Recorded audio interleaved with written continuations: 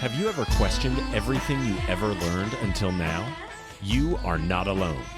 Welcome to Mystical Mavericks, a tribe that embraces your uniqueness and superpowers. Discover how you can access your innate gifts and create a reality of fulfillment, purpose, and passion. Are you ready to go within to win? Discover the keys to success on The Mystical Mavericks Show with your host, Juju. Bonjour, Mystical Mavericks. We are so excited to bring forth such a beautiful, beautiful entrepreneur light being in the show today. And we are welcoming Matt Higgins today. So Matt Higgins is an entrepreneur, an investor, and operator. In 2012, alongside co-founder Stephen Rose, he launched RSE Ventures, a private investment firm that focuses on companies across sports and entertainment, food and lifestyle, media and marketing, and technology. He holds dual roles as a CEO of RSC and vice chairman of the Miami Dolphins, overseeing the business of the team. He's an executive fellow at Harvard Business School and was a guest on Shark Tank on ABC's Shark Tank for seasons 10 and 11. Welcome, Matt Higgins. Welcome to the Mystical Mavericks. This is all, in a higher consciousness, which this is the reason actually that I wanted you on the show, because when I've met you on the set of Shark Tank, I felt a connection. And I know it's cliche because you and I feel connections with people all the time. But to me, it's not just, a thing. It's actually, I go home with it. And I've been following you, and I've been connected and connecting with you. No, it sounds odd, don't be scared, but on the soul level. So I work on the soul level. Everything I do is on the soul level. And as it must be, I think it should be, but not everyone feels the same.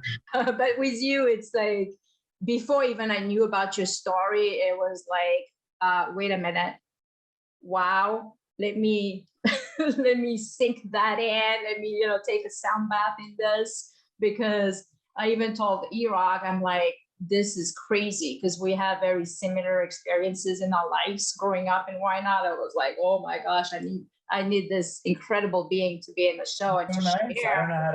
I don't know how to like sit here passively while you say such nice things about me. So I'm just letting you know how uncomfortable I am hearing you say that, because you're so nice. I mean, it was like, well, light beings in as entrepreneurs in high level as yourself, business they're very rare. You know what I'm saying? Really? It's so fascinating. It's rare in the fact because the ego is very deep in the programming and the condition and all these things. So when one like you pop in, and it just like, wow, this is incredible. And I even went and saw your talk on the nonprofit for immigrant. And I actually texted you on LinkedIn and why not? But it was like, I was a homeless illegal immigrant with nothing here. I had nothing, and so your story, I just, so let's. Oh, thank you. It's funny you're talking about. I mean, that whole episode that I'm going through right now is really an important moment, actually, ending up on that stage. We can get into it. I don't want to. We want to just get into it, and then because it's really what the Mystical Mavericks is all about, is letting go of the shame, doubt, and fear, really unlocking your full potential. And you are the key for that. You're the facilitator, the agent. I feel like you're really coming from heaven, like you're here to share all those things for people to unlock, because they need to. This is time. This is the time to do so. There's no other way. By the way, you're amazing. Honestly, like, without being grandiose, because that's not about self-aggrandizement. It's really, I do feel like I witnessed suffering and shame at a very young age, and I understand that there's no higher use of my money, resource, and influence but to ameliorate suffering somehow with that. And again, it's not about ego. It's about nothing matters more than unlocking somebody's human potential and helping them get unstuck. Like it's the greatest contribution. So it sort of feels, I imagine my life accumulating, redistributing, and then returning to wherever it is I came from. Is that, you know what I mean? Without having any particular, again, I don't mean about not a saint in any way. It just feels what I'm supposed to be doing somehow. Yeah. Oh, it's just wow. You're really literally being divinely guided. And I knew that. I saw you the first time, I was on the set of Shark Tank and why not? But then I saw you. I mean, there's something there. And it's, it's unique experience to have those connections with those beings that are in place, and call it God.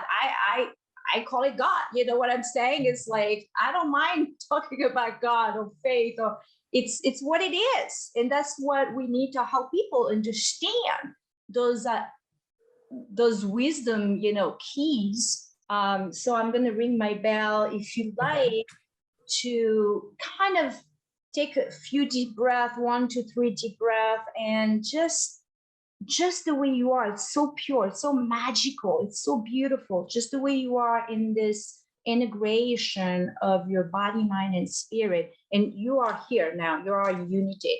I just, and now, of course, I'm someone who's very extremely intuitive, so I can see things, So I'm going to ring my bell. You're going to go inhale and you're going to exhale, close your eyes, and just whatever comes in your mind's eye, just let it be, let it flow. You're an instrument.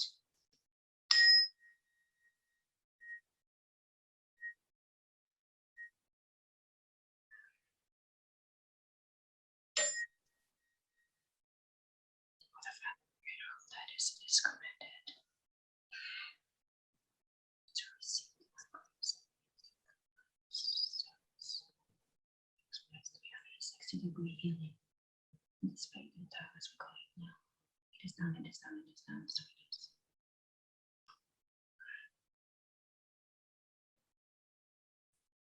Wow, thank you, Matt, for showing up in your life today for us, the mystical mavericks, for the world to see you,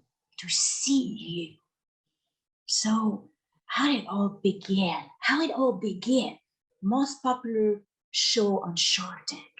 I mean, meeting you on Shark Tank was like a highlight in the year, right? And now having you here is like an explosion. So what prompts you to be on the set of Shark Tank and then share from your soul the experience that you have today when you go back as a child? What felt like? What did you feel like growing up? Just share as much as you can, or as little. Just share from your heart. First of all, you're so nice. Let's just start there. Thank you for the encouragement. I don't know how to receive it, but I'll just put it off to the side for a second. So thank you. I want to rewind from Shark Tank because for those who don't know me or my story, it's not so different than many others who suffer quietly or secretly as a kid. I grew up extremely poor with a single mother who was incredibly intelligent, but was a product of abuse. Well, only the extent to which I didn't really understand as a kid. We never understand. But I only found out as an adult only a few years ago, the fullest extent, which was pretty horrifying. But through the prism of a child, just born in typical dysfunction that accompanies poverty. A sick mother who was doing her best to try to get out of poverty, but get an education. She had a high school diploma, didn't even have a high school diploma actually until she was 36. She was a high school dropout. And so my journey as a child was from a very young age watching her try to figure out how to take care of 4 boys, achieve some modicum of dignity in her life. And me working really young at selling flowers on street corners or handbags at flea markets. And a lot of kids work, obviously, to supplement income. I was the income. So from a very young age, took on the parent role, which it can be hard. It takes a lot of years to sort of overcome that too when the parent roles are reversed. But I would say I definitely took on the parent role very, very early. I don't know if I was designated to be that or if something inside of me made me suited to be that, but I took custody of the situation. And I had after a lot of frustration as a child, looking for that other parent to step in, parent being society, parent being family, parent being teacher, and being disappointed enough times. But you start realizing the cavalry's not coming, and you have to take matters into your own hands. And so when I was very young, I had an epiphany that time was running out, that I needed to try to find a way to help my mother get the care she needed, make money.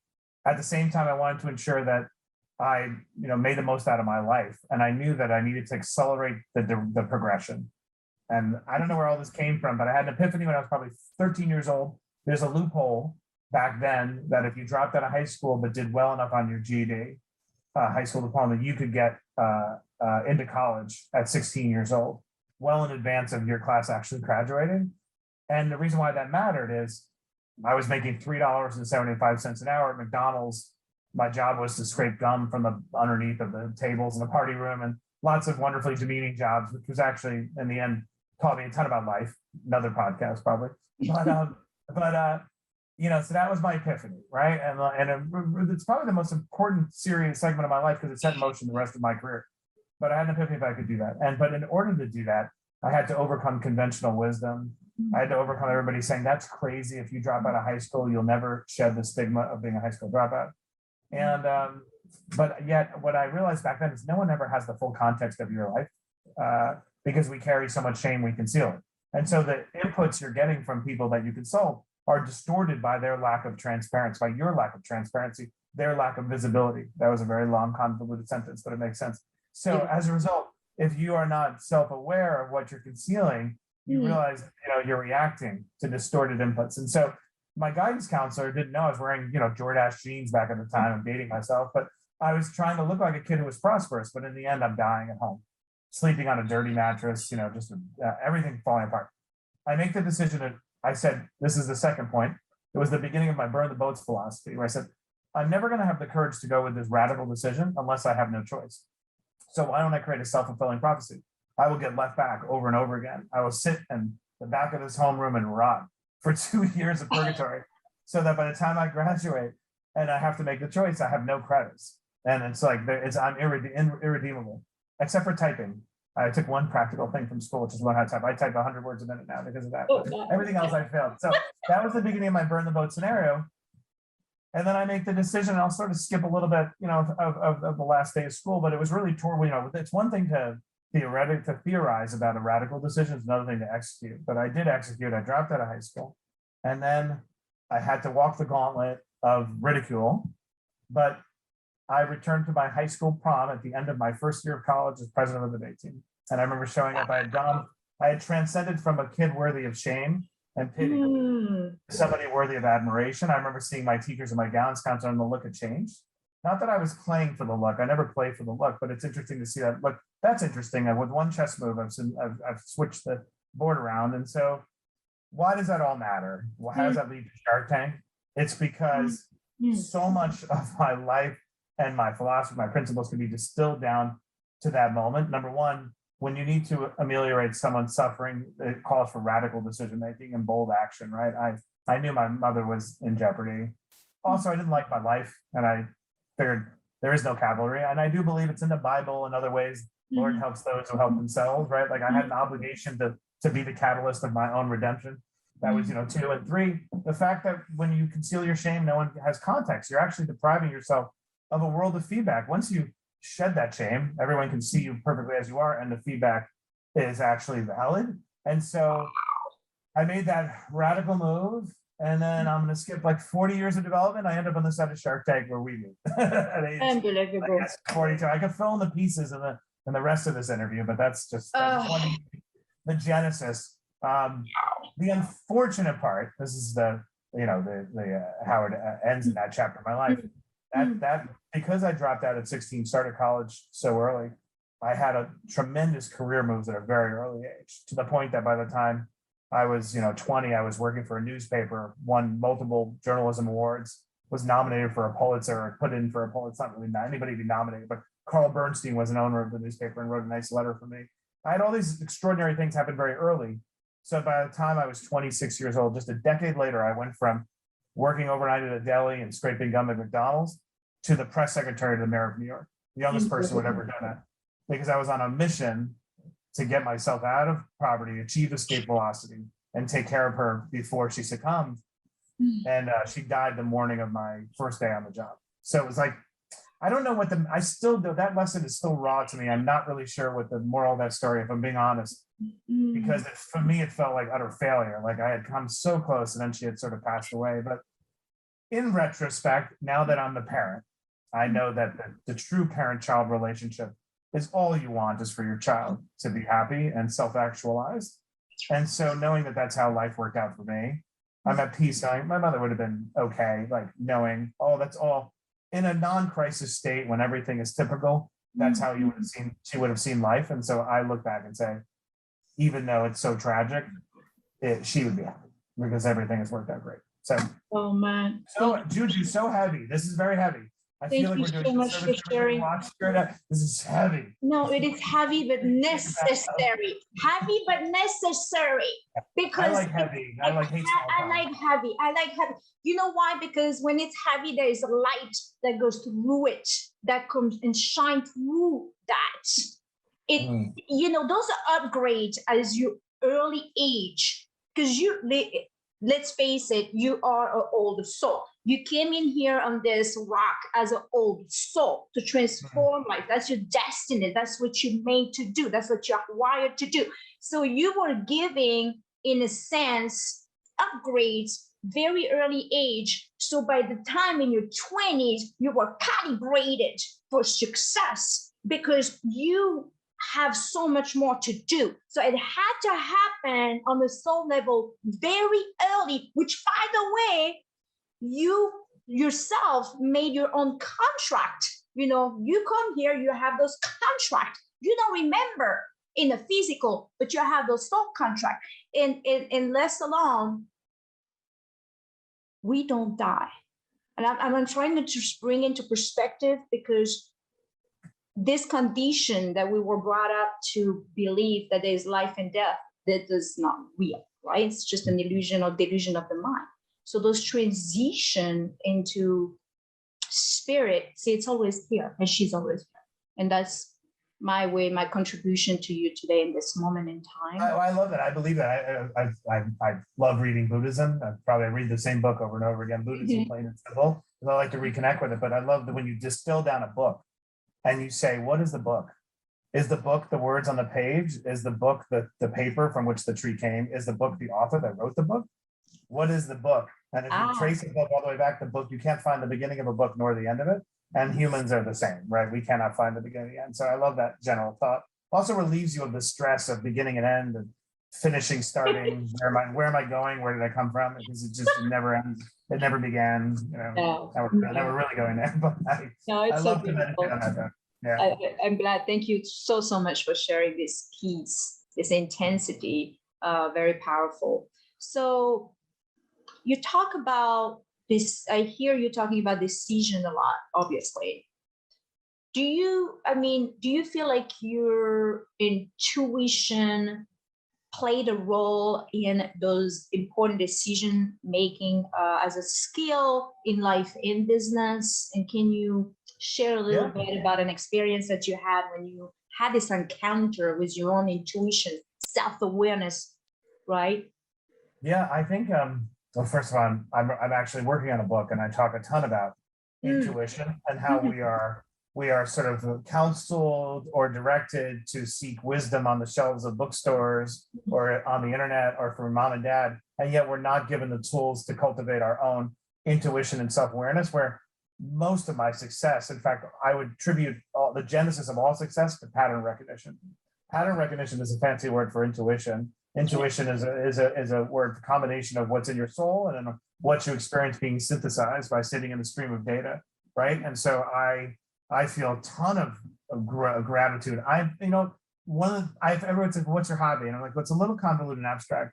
I like the process of being early, identifying something, and then later being right and marveling at it, not for the byproduct of the rightness, because it's money or accolades, but for marveling at of God, right? To me, that's like that's amazing. Something in my factoring settings enabled me to see where the world might be going. I had to cultivate the conviction to act on it, acting on opportunity before the tipping point of evidence. And then I get to see that it played out, like, and marvel at that. That to me is so joyful.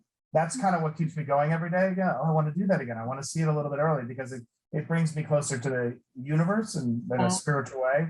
Yeah. Very hard to convey what that means, but like, and I find myself doing that in all sorts of different contexts, just looking for opportunities to be a little bit early, a little bit right, and then having the conviction to act on it and the faith to believe in yourself, your intuition, and then watch it play out. That to me is amazing. So yes, I owe most of my success to intuition / pattern recognition. Oh, that's so cool, because to hear your feedback actually selfishly a little bit helps me, because I founded this business intuition. That's what I teach, right? So a lot of people in business, they used to, like 10, even 5 years ago, I was like a black sheep. Like, what the heck is she doing? She comes barefoot, she's got a guitar on her back. She teaches all these skills, and then now it's on. Like in business, we're looking for people like you yourself to write this book, to talk about intuition, the skills. I mean, it's a superpower.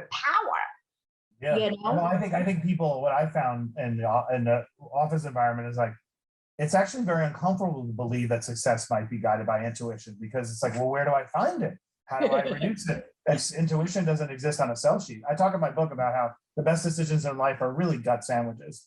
They begin with gut and intuition. In the middle is data, but they end with gut and intuition. If you believe that you're going to end with data, data will mostly give you the reasons not to do something. Data will never prove it out unless you're doing 2 + 2 = 4. Like, so you have to ensure that data is in the middle of your gut sandwich. When you tell people that, you give them permission to return, but it's uncomfortable at first because you wish the world could be reduced to mathematical equations, right? It's safer and simpler, and you know the answer. And so, but it's not. It's a lie. Like Steve Jobs, think about it. We didn't know that we wanted to carry around 10,000 songs in our pocket until he told us we did. So he had intuition that told us we all would love that, because he would love that, because he was a huge Beatles fan, or so I don't know. I talk about it all the time, and I also try to relieve people of that anxiety who feel like they're not empathetic or empaths or intuitives. That anybody can cultivate their intuition. It begins with an acceptance of fact that self-awareness is the greatest arbitrage in business and personal life. Wow. That self-awareness is the greatest unlock. We look for these unlocks everywhere, even promotion, validation, spouse, book, whereas self-awareness is the unlock. And so the question I tell people to meditate on, especially young people, you want to really have breakthrough success, meditate on what's preventing you from being self-aware. It probably starts with some degree of shame or exposure, imposter syndrome, defying somebody's expectations, parent, spouse, some vision you had for how life would be, some ugliness you carry, I'm different, some otherness. If you can figure out whatever is blocking you from becoming self-aware, it's the greatest arbitrage entirely in your hands. Yeah. Well, because look at you. I mean, for you, it's like you declare that you had those programming. You probably, I mean, as a child, you didn't understand. You could possibly not understand what was going on internally, your self-awareness, your intuition, like you had a knowing. I called it, I said to someone, I said about you, I said, you were a Zen master in disguise. That's it to me. Really? You're like a Zen master in disguise. Do you say this, Juju? Do you say this to everybody? Is this how? No, you can. No. I mean, no. But you are. No, I want to take. You're a Zen master in disguise. That's it. That's just, to me, that's how I see you, and And so, I mean, I don't know if it's a compliment or not. It is what it is. No, I love it. I mean, well, how about this? I receive it as the highest praise one can give. So I'm gonna allow it to settle into my identity, because I love it. I'm gonna have it tattooed on my back. That's so Zen master, but then I won't be in disguise. Zen master.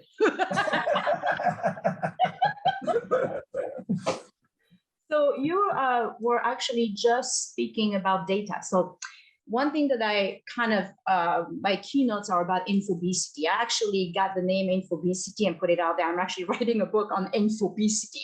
So they have a lot of information. Oh, I love that. It's such a great, I talk a lot in my book about the sort of fallacy of choice, and how it just makes it hard for us to act intuitively. And And but keep going. I don't want to talk about No, that. no, but my question I was not a question. It was like to spark your interest in infobesity, and and what do you feel like we should or you should guide people towards self-awareness when there is so much load of information and just this kind of karma sitting there and people cannot see through it, right? What do you suggest that entrepreneurs would do when it comes to infobesity and the search for focus and clarity and be present, Well, I think that's a great title, by the way. And I think it starts by accepting what I believe is truth, which is the key to a happy life, fulfilled life, at least professionally, is intentionality, being intentional, setting intentions all the time. And so,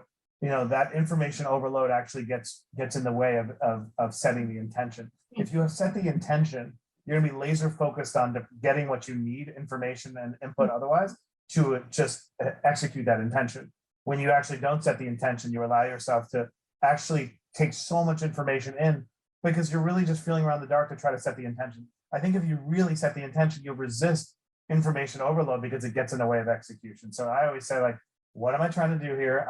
I tend to be people think I'm frenetic or I'm pursuing a lot of things at the same time. I'm actually being highly intentional exactly what I'm pursuing. And I'm putting guardrails around my life to ensure I pursue it. And I solicit only enough information necessary to execute it. Sometimes I deliberately sit in the stream of information because I want to pick up the signals, but that's intentional, right? I'm saying, I'm spending a lot of time on NFTs, believe it or not. So I sit on Discord for 3 hours and listen to people talk, but that's intentional. It's not information. It's not what do you call it, infobesity? Because I'm deliberately doing it. So I 100% agree with you. And I think that there's this sort of this fallacy that somehow by having all these inputs that we're going to make better decisions, when in fact it just clouds our judgment. And it creates a barrier between you and your own intuition at the end of the day. So intentionality is my antidote to most things. So you said that self-acceptance, being intentional, and you didn't say it, but you kind of claim it. I heard gratitude. When you speak, I hear you, and it comes from that, there is a vibration that is gratitude frequency, and it's absolutely remarkable. You hold that in your field. You understand me? Yeah. You actually hold it. I do. And I also I'm grateful that I have it, but sometimes it's very overwhelming. I really believe that nobody is anybody and everybody is somebody, right? Like those two thoughts. And so when I see somebody experiencing acute pain, it feels like an injury to me too. Not all the time. I try to create healthy boundaries, but oftentimes I can't. So I think if you recognize that you really have no greater claim to this world than anybody else, that we are 8 billion equivalents, so when somebody suffers an injury, you feel that injury. So to me, that's a flip side of gratitude. It's that empathy and awareness, right? Like, so I'm grateful that I'm now immunized from some of the things I was acutely suffering from or watched somebody suffer with, but I also don't want to stray from it either. Does that make sense? Like I saw something and I realized that pain and suffering is bigger than the whole universe, right? And more important than anything. Yes. I think about that woman in Afghanistan who handed her baby to the soldier over the fence, right? And I'm almost like, how do we go about our lives knowing that somebody had to make that horrific choice? And I think the only answer is because we allow ourselves to be a little bit other than, different from, because if we saw that as our neighbor, our sister, you know what I mean, our fellow American, you would be overwhelmed with horror. So rather than try to leave behind my 16-year-old self or like my dying mother, I know again, I'm getting heavy. I think it's better to hold on to it, go about your day, but I try to hold on to it, try to reconnect with it. So to me, that's the flip side of gratitude. I'm grateful that I am where I am, but I don't want to go away from where I began so that I could stay close, because that to me feels more important than any other bullshit I do in a particular day. So amen. Does that make sense? Amen. It not only makes sense, but it's the truth. You know what I'm saying? It's like the truth is the truth. You can turn it, you can twist it, but you go back to the truth. And the fact is that the pain and suffering is actually such a gift. So I tell people to be grateful for your suffering because it's going to get you where you need to be. Like, you know what I'm saying? It's like we have to get there. We have to go through that process. And I know I'm not from here, right? I'm like gypsy. I'm a global citizen, but I'm French Moroccan. Like I said, I came here with nothing. $50 in my pocket, a guitar on my back, didn't even speak a lick of English. And I have to say, I still don't, right? Oh, you have a beautiful accent. I was trying to figure it all out. Now I understand. But like I was homeless on the street playing guitar just to make a living, and everything you say to me is like, whoa, it resonates so much. Well, I think of that. I've been doing this work with the Vatican, and I'm actually I'm seeing Pope Francis confidentially. And so I think we see these images of migrants, coalescing somewhere, or these horrific images. And I feel like the general response is, why are they coming here? Instead of saying, what are they running from? That's right. What could be so horrible to make you want to leave? Imagine you living in Manhattan and you have this comfy life and you'd like to go to the Upper East Side on Fridays for tapas with your friends. Like, imagine what it would take to make you run from your parents, your family, your way of life to a strange place, because you have the internet. You're aware that place is probably hostile to you because you are taking their benefits or whatever. I feel like we don't ask ourselves, like, what are they running from?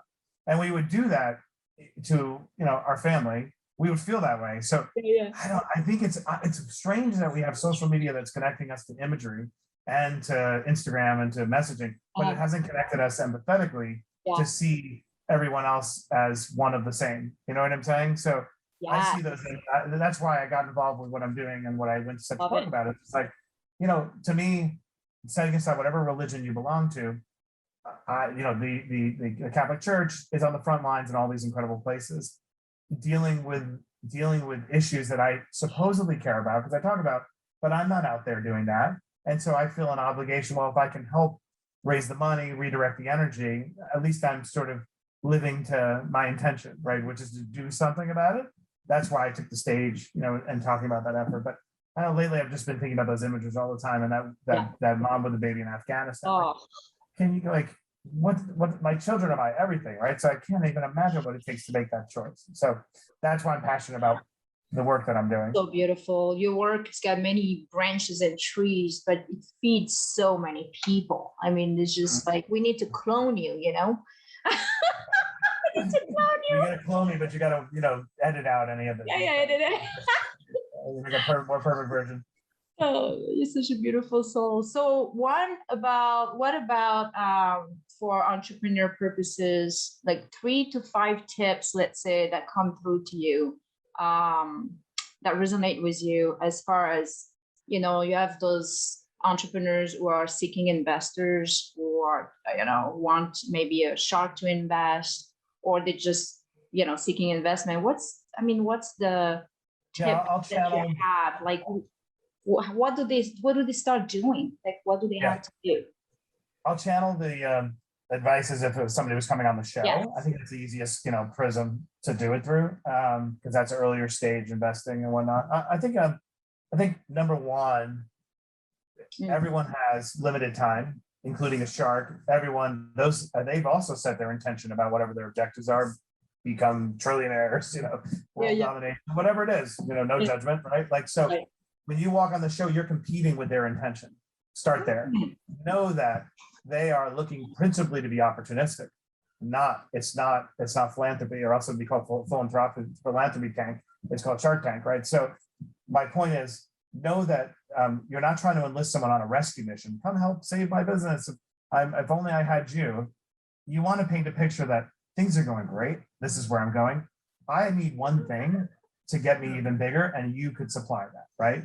Everyone wants to know that they have the ability to not only invest in a great business, but if maybe they could do one thing, they could, change the trajectory. I find where people can run amiss is either they try to tap into pity, or they are saying, oh, these are the 15 things I need done and you're going to help me. It's like, no, I don't want a second job. I want an opportunity. So be very clear about the fact that you're sitting on top of an amazing opportunity. And if you could enlist this investor, they would bring a strategic help to go ahead and unlock something, right? 2, this is one of my biggest pet peeves on the show. To be successful as an entrepreneur, you need a blend of confidence and humility, right? You need the confidence to go ahead and and execute your plan, but also identify when things are not going right. And you need the humility to acknowledge that things are not going right. And because then you can make those course corrections, right? So when you're on the show and you're pitching, like you can't just simply, cave into everybody's suggestions. It's the worst signal, right? Like, oh, you don't like my name? Okay, I'll change my business name. It's like, well, no, I mean, we don't listen to me. Like, so ironically, taking too much feedback on the show is actually a negative signal because it shows that one, you don't have conviction. Two, you might not have integrity because you're willing to do what anybody says in order to get a deal done. So I know it's a little bit counterintuitive because you want to look like you're a consultative person or you take feedback, but like too much is too much. You want to show that you're resolute. So be really careful when you're pitching an investor. Three, know your numbers. It's not acceptable. Let's say I've seen a scenario in a restaurant where someone's a chef and the chef is like, yeah, I just focus on making great food. I don't focus on the numbers. I have my partner, Betty, who does that. And it's like, but that's the whole business. I mean, if you were making great food, that's called having dinner at your house. Like this is a restaurant. So you got to know your numbers. It's not acceptable to say that you've outsourced fundamental elements of your business to somebody else. You both, have to own that. And then I think 4 is this business you're pursuing may be compelling to you, maybe big enough to you, maybe life-changing to you, but that's not the standard by which you're trying to solicit investment. It's got to be appealing to me, right? So I found that people often pitch a business from their vantage point, like, this is going to be great. Yeah, but how is that going to change my life? How is that worth the opportunity cost I'm going to have to do to invest time in you versus something else? So it's like, I always say, put yourself in the shoes of the investor so that you can appeal to what would be worth it for them, not worth it for you. Because that's often the biggest misalignment. People can't understand, this is going to be great. I'm going to sell like 1 million widgets this year. It's like, well, that's nice, but I already sell 100 million widgets. I don't need to sell 1 million widgets, So that one's probably the harshest one when I have to get feedback. I'm like, this is great for you. This is a business for you. It's not an investable business for me. So we could go on and on with these, but those are general. Those are great tips. Thank you so much. It's as if goes back to the same kind of talk that we kind of launched today in the show about the self. Like it's as if you want to tell people, know thyself, and then speak. Don't try the nonsense out there. Try to cultivate who you are so you can step into set of Shark Tank with your own power of authority and talk to a Matt, and say, Matt Higgins, and say, hey, this is my business. This is, I have value here for you. You need me more than I need you. You know what I'm saying? So and I feel for those people because I've been on the set a few times and I talk to different, guests and whatnot, and they're like so scared. And I tell them, you gotta just be who you are. Don't need to compete or becoming somebody else. Just be you. Just show up and be you. Right. You can intellectualize your way to understanding what I'm saying, or you can get there intuitively by first to your point. If you knew yourself, it would be a lot easier to realize, like, you know what, I'm a reflective person. I get that Kevin O'Leary's got 1 million things going on. Why would it be interesting to invest in my pet stop, my one, pet store in Springfield, Illinois? Like that doesn't make sense. So how do I make it worth it, right? But if you're not willing to look within, you can't see without, right? That's sort of the duality to it, but very hard to make people. That's why I always try to work on whatever it is that's getting somebody unstuck. By the way, this work has to take place at the CEO level. It's not like that's right. Everything I'm talking about applies equally to the president of the United States as it does to anybody, anywhere, at any point in life. But there's a phrase in Italian, it's a fish rots from the head. So you have to work on whatever it is that's preventing self-awareness. And that's generally when I'm assessing a deal, whether it's safe to do a deal with somebody or a partner, I'm largely assessing, aside from the fundamentals, intellect, leadership, I'm assessing self-awareness. Because I know that without self-awareness, we're never going to iterate. You know what I mean? I'll give you an example. I find that self-aware people are able to perceive the iceberg before they needed to see it off the bow. People who are not self-aware need to be have it upon them. And by that point, it's too late to pivot and course correct. So I always try to assess, how long will it take for you to identify an inevitable problem and act on it before it's in front of you? The amount of time, the distance between when something becomes objectively inevitable and the time it takes for you to act on it completely correlates to your success or failure. So it's a really Wow. hard psychological thing for me to get at, is to figure out, well, are you the person who needs to see the iceberg before believing it's there? Or can you actually understand with all the data, there's probably an iceberg there. I'm going to change the direction of. I know it sounds like it's interesting. These psychological issues are so important to deal making and success. And I find that the worst deals I've ever done are when I partner with like a massive private equity institution, because the reams of data and diligence they will do are irrelevant to whether or not we're going to be successful. Bring in a ton of, it's almost like, let's put all this paper from experts to document that we did the thing we say we're doing, but let's not actually do the thing we're doing. And usually what happens is, like, on week 4, I'm like, did anybody notice that the CEO is about to have a breakdown? Like, you know what I mean? The college days are up. You know what I mean? The guy's face is all red. Turns out he's going through a personal crisis. Sweat. He's going through a personal crisis. Like, if you just were willing to look at the person. So it goes back to your point. The reason why one would not look is because one doesn't place a premium on intuition.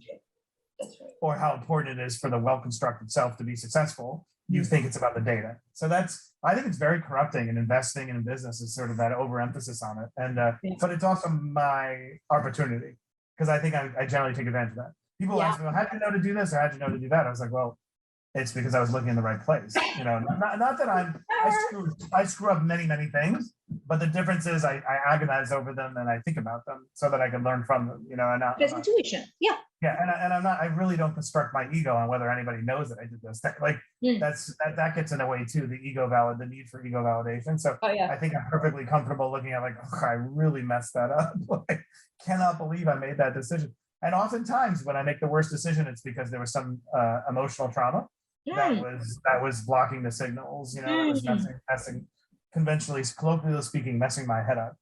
That was making it harder for me to see me clearly and see outside clearly. Of course, very difficult, Matt. It is very, very challenging. Whether you're going through, I'm going to say it, through a cancer, which you have healed from, thank God. Yep. But when you go through those traumas, of course, your pain comes first. And so it's hard to discover the light within it, you know, and it takes, and it's just, wow. It's that's another thing I'm really interested in, is that we all have a finite amount of emotional bandwidth to deal with high conflict situations, right? So being direct with an employee is a high conflict situation. It takes a little bit of emotional energy. Terminating somebody, a ton of emotional energy. Acknowledging failure in the workplace, fear of consequence, ton of emotional energy, right?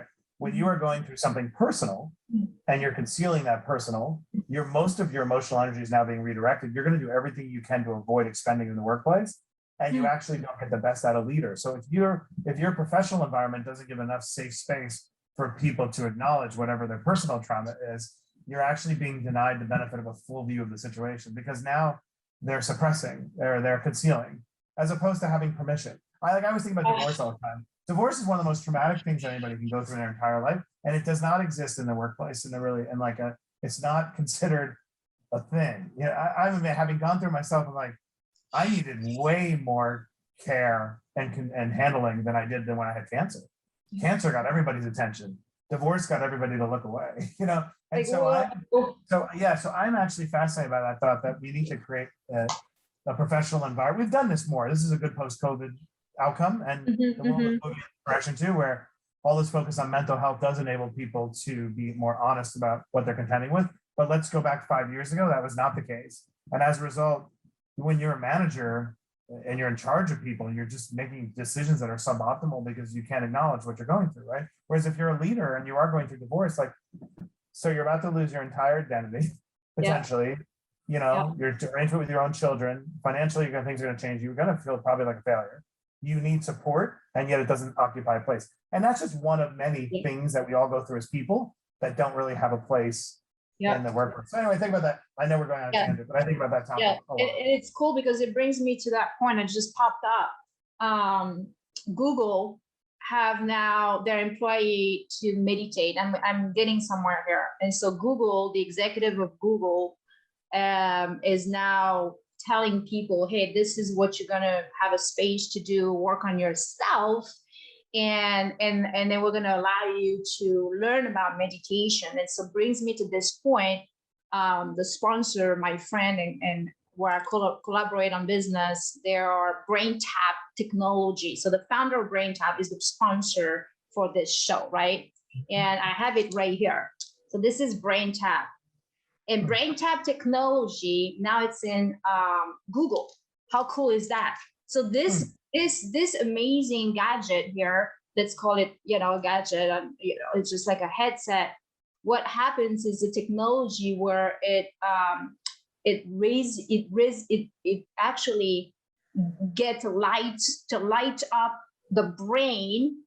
So entrepreneurs or anyone who's wished to elevate their game are now able to reset their brain with BrainTap. So this is a fantastic way to meditate. They have an app, or a headset, and I'm gonna gift you with one. By the way, I'll get your info and I'll gift you. I'll buy it. That way we can. It's No, not. but I'm too impatient. But I think you'll enjoy it. I'm gonna buy it myself. I'm too impatient. I want to try it. No, because I think meditation is the single greatest gift you could give yourself. It doesn't work for everybody. There are some people, I have this debate with my wife. My wife is like just Jedi, and just incredible force of nature. But she just can do anything and be anything. So people always say, who's the person you admire the most in your life? Or like, who's your hero? It really is my spouse, because she's just so amazing, but she's so self-regulated. And I really don't think she meditates. She might be the one person in the world. To everybody else out there, including myself, meditation is the single greatest gift. It's amazing how you wake up, you close your eyes in a monochromatic world where things seem grim, and you wake up to Technicolor, where everything seems a little crisper. The greens and the blues are vibrant. It really is amazing. And then I love reading the research about how just 30 days of consistent meditation, 15, something like that, you actually will physically shrink your amygdala from the beginning to the end. And so the entire fight or flight part of your brain will shrink. You'll increase the me centers of your brain where you have a higher self-awareness. So it's the one thing I wish I did every day that I don't. And then I'm like, why don't I do it? But anybody out there listening, I really think meditation is the key to so much happiness. So I'm going to plug, never tried your products, can't plug it, but I'm going to try it for sure. Yeah, it's fun. It's great. And I'm glad that Google has it now. And then I know we're getting out of time a little bit. There is something that I wanted to share with you, an advice for entrepreneur to fight for their dream, a quick kind of little insight. Yeah, that's fight for your dream, liberation.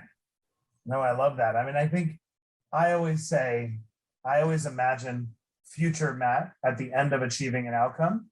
I did this when I went through Harvard Business School. I had the opportunity, something I always wanted to do was teach. And I helped manifest a course at Harvard Business School, which is amazing. Kid from Queens, got from nothing, and now I'm, teaching in Harvard. And when I was going through a lot of the work, I would always look back to the moment when it was all over and ask myself, what wouldn't you have done to be standing here right now, having done that thing? And the answer is, I would do almost anything. And so when you're going through that, imagine whatever that thing is, and just ask yourself, what would you have done? What would you have not done to get here? Especially when it involves freedom. I'm playing my whole life for freedom and more autonomy. I perform better the more autonomy I have, and the more freedom I have, the more unfettered my decision-making is. I perform better. And so I knew from a young age, that's what I was playing for. And every time I hit a new level of freedom, I said, what would I have not done to get here? So anybody out there struggling, that's number one. And the second piece of advice is be really careful with your nascent dreams. Like they're very fragile, they're tender. So be careful who you consult. There's this sort of like consult the skeptics, consult the people who bring you down there. There's plenty of time to pressure test your idea. But in the early phase, you need to consult pragmatic optimists, informed pragmatic optimists, people who know something about the general area, who have your back, who are generally optimistic, because putting forth a new idea in the world is an optimistic act. It's not a pessimist. I don't know any successful pessimists. So you got to be really careful in those early days about who you kind of consult, because I've had so many things die because I was like, oh, I guess not, even though I really feel like, and then I look back, there's a great essay. If you don't believe me, pick up Self-Reliance by Emerson. And in the beginning of that essay, it's so amazing. Anybody out there who's struggling with kind of trying to cultivate the sense of self and go for it, he talks in that essay in such beautiful prose about the time where we all have this spark, this idea, and we reject it because it's our own. And we are later forced to take it from another.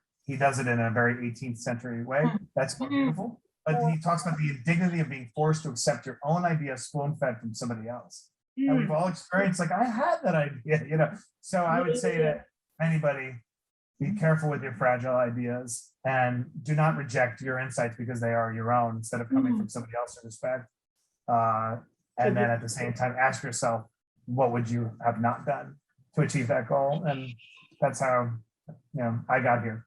Oh, that's so beautiful. What's the next big bang in Matt's universe?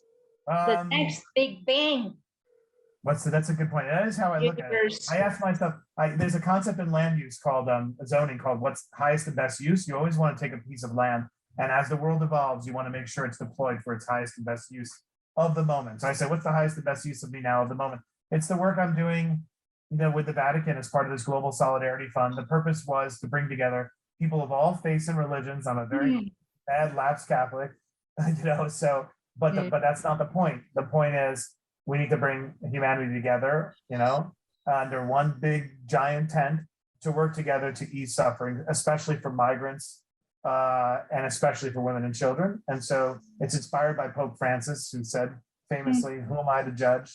And the work is bringing together all these different faiths, including non-believers of goodwill, to raise $100 million. It's a big number, but we've already raised $28 million. I'm going to be in Rome in a couple of weeks. So that's what I'm working on. And I really want to emphasize that again, it's not so much about religion to me, it's about spirituality and it's about humanity. And whether somebody's Muslim, Jewish, Catholic, Buddhist, when you're on the front line of dealing with people who are going through enormous suffering, you're like LeBron James to me. You're my superhero as a kid. You're my G.I. Joe. And so I feel at this point in my life that I want to give back to those people, or I don't know, not to be grandiose. I mean, I'm a random business executive, you know what I mean, sitting on a desk in New York City, but I have something to offer. So I'm going to use that power and influence the best I can to try to catalyze. I had an incredible moment where I sat down with a priest who oversees all the different programs in the Catholic Church around the world dealing with, suffering and migrants. And he was just telling me some of the things he's dealing with. If you heard them, they would crush you. So I think out of all the things I've done so far, that's probably the most important work I have going on, you know, and I don't know. It really is like it resonates as like your purpose, your divine purpose, your soul purpose. You're on a mission, and that's now you're on. That's it. You're on. You know what I'm saying? You're on. I feel like the rest was just, I don't know, filler or maybe ladders to get here, but that's more important. Ladders to get, not filler, because they were important and I derive joy from it. But they are, but it's so important. I do this thing. We can. I don't want to take up all the time on this, but I do this thing through Queens College, where I write scholarships for single mothers who are in the exact place my mother was in. And now it's been years later. It's like so I spoke at the commencement address for my mother's college, right? That's where she had her dignity restored. And two of the women were in the audience with their little children going like, to me, back to purpose. Like, I think that's why I saw what I saw, is so I could go back and I can understand what does it mean to be a single mother trying to go to college with your child. You know what I mean? I think that it's tremendous when you see somebody who is simultaneously pursuing survival and aspiration. Think about how the two things are such in conflict, right? To barely survive usually eclipses aspiration, but to see somebody advancing both of those things at the same time are incredible. Whether that person is an Uber driver or that person is a scientist trying to cure a disease, they're doing the same thing, especially when they're under deprivation. That's what I think it's kind of incredible. And back to my point about migrants, when you see people massing at a border or massing at the base, those are the best of society, doing the best they can to sort of fight for their future. We shouldn't look down upon them. We should marvel at them like, wow, what did it take to leave your place? So anyway, I can go on about this for so long. You're so nice, by the way. No, I'm so glad you're doing this work. And it feels so authentic. I mean, it's about unity, humanity, and unlocking, who we are as divine being, and really seek through this, the heart piece, the purple heart, like Christ consciousness, if you will, or however you want to name it. But to have you here today on the show gets that even to that level of experience for myself, for the audience, for Entrepreneur Magazine. I mean, just to have you here today was it's such a gift. I don't know, there's no other words to say, such a gift. Mystical experience that you had. Can you recall a mystical experience you had? Lastly. I can. I mean, I was going through something really hard and was spending nights alone in a hotel room. And I've been through a ton my entire life. I have never really felt I had a situation I needed help with that I can't overcome myself. And it was that moment. So like life had really brought me to my knees to the point that it like scared me, that I was so overwhelmed and so in need of help. And because I'd never really turned to help, I'm like, where do I get help? And I was in the middle of the night, I'd been up for 3 days and I was like praying, like, I just need something to help. And it felt like an apparition that I heard the words in my head, Matthew, you're okay. Like, and I know they're so simple. It's like, Matthew, you're okay. And for whatever reason, I interpreted those words that you were born whole. You have everything you need. You're okay. Like, and you don't need the thing that you're holding on to. You don't need the validation. You are okay. And so I've always carried those. I tell my children that too. Just remember, when you are born okay, because you were born whole. So like whatever it is you think you need, your lack, or that was taken from you, you're okay. So it was a mystical experience, probably happened like 8 years ago. It was as clear as day, as the closest I've ever felt to have a conversation with God, because it was the moment where I needed it. And it was, you're okay. Chill all over my body. Thank you for you. Wow. So nice, by the way. I can't take it. You need to release me. I'm so embarrassed by the praise. And I mean, it feels nice to talk about it, and topics that we don't talk enough about in the world, but you're embarrassing me. I just want to tell you that because you're so thank you. No. I'm going to catalog all the things I do that I'm terrible or have done. So I feel this is a more balanced conversation. Yeah, this is what the world needs. This is what the world needs. The real deal, you know what I'm saying? So I hope we meet again. If not on the set of Shark Tank, on the set somewhere on Earth. I'm sure of it. You will get a set of BrainTap set, and let me know how that goes. You'll enjoy it, I'm sure. Sounds amazing. How did you enjoy the show? I just think it's fun to talk to you. So I think you are clearly born with insane intuition. So I think it's great. I'm slightly embarrassed because you said some nice things about me, but otherwise I'll deal with that. Thank you. No, I have to tell you, I have divine love for you, and for all of you who's listening to this, take good notes. I'm going to wrap it up with Matt's bio and his wisdom and Entrepreneur Magazine, and why not? It's going to be beautiful. Thank you for your divine timing and glory and Holy Spirit. Thank you so much, Matt, for being here. Thank you so much. All right, everybody. Take care. Thank you, guys. What an incredible experience was Matt today. Phenomenal. In the transparency of his story, his heart, his beautiful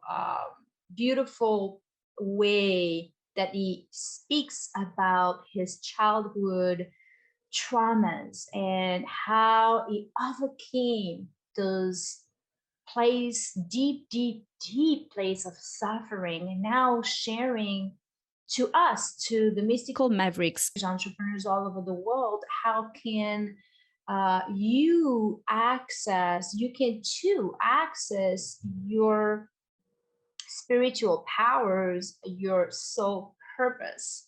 And one of the wisdom that really shine through this episode, at least to me, and I know if you listen to this episode, you would also align with his wisdom, and that was intuition, self-awareness. And for instance, he was speaking about, hey, if you're going to want to pitch a shark, or you seek an investor, be you. You know what I'm saying? He's saying, be empowered by what you do, and know the self. Know that you have a power within you. And he spoke about how, as a young child, he already had a sense of a knowing, and he didn't know, obviously, how to put it, into a format, because for him it was something that was natural. And then he developed those skills over time, and he's very clear about, hey, your best skill of survivor skill is your intuition, your self-awareness, that we have it within us. It is innate, but we must develop it. And as you were saying, the data, the information, the technology is one thing. But at the end of the day, technology is not wired to know your truth or to know the truth. You are the one to know the truth. You are the one that is the key to that higher realm of dimensional, where you get a flow, not just in energy, but information. Because at the end of the day, what is light? The light that comes from you, from the source, from your own light beingness. Light is information. So we have to learn, right? With this tuition, we learn, and we have to learn how to process and to oversee those codes, those light codes. How do you know if this is intuition, if this not? Well, you feel a certain way, right? You feel expanded in consciousness instead of being contracted in fear.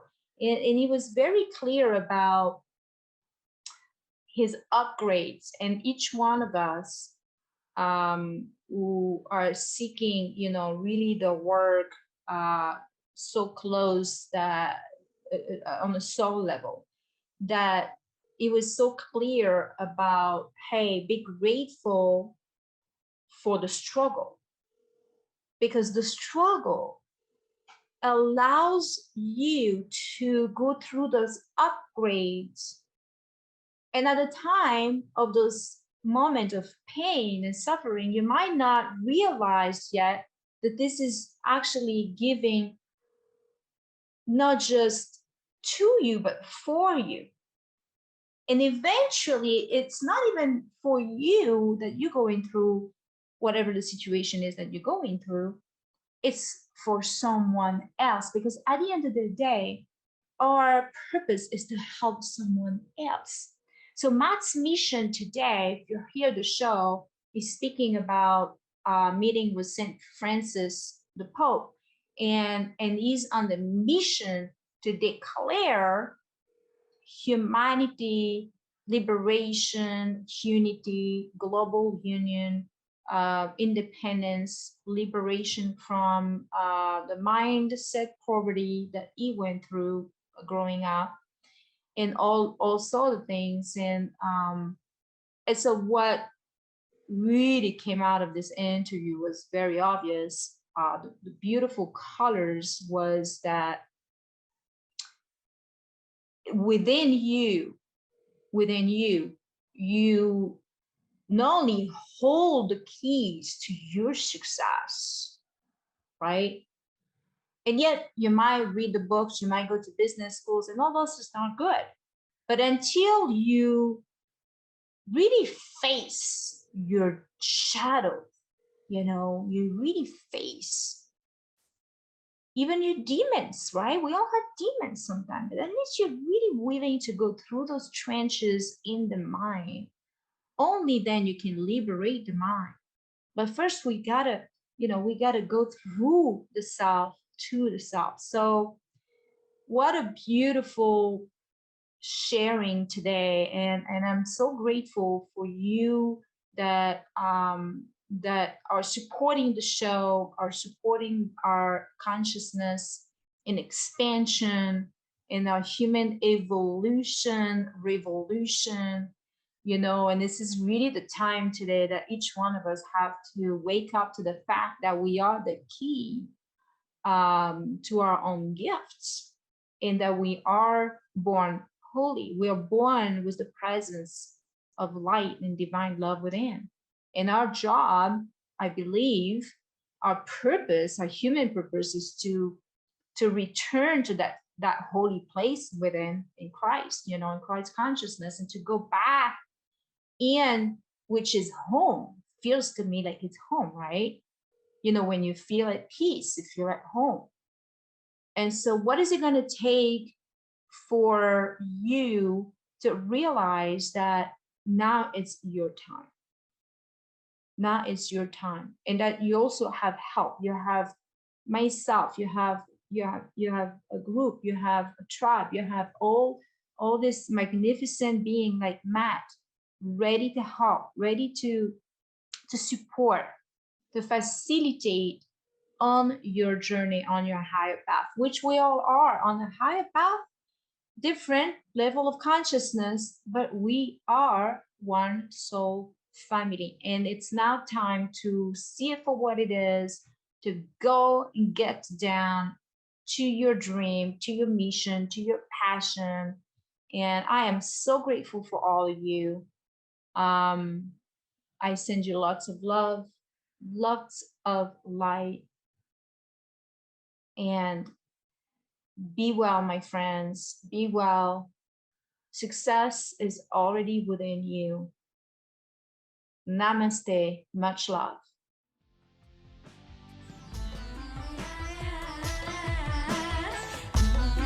You have just listened to another enlightening episode of Mystical Mavericks with Juju. Please visit mysticalmavericks.com for additional resources and to learn more about our mentorship, giveaways, and gatherings. Be sure to subscribe and share so you don't miss the next episode of Mystical Mavericks.